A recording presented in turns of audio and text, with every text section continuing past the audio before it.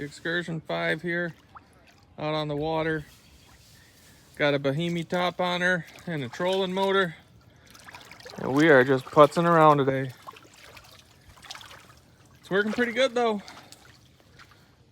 Not a bad little unit. I got the Intex trolling motor mount on the back, and that's pretty nice. I was able to tuck the battery.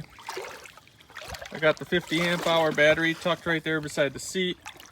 It's not optimal, but it works. And then the Bahimi top, working good.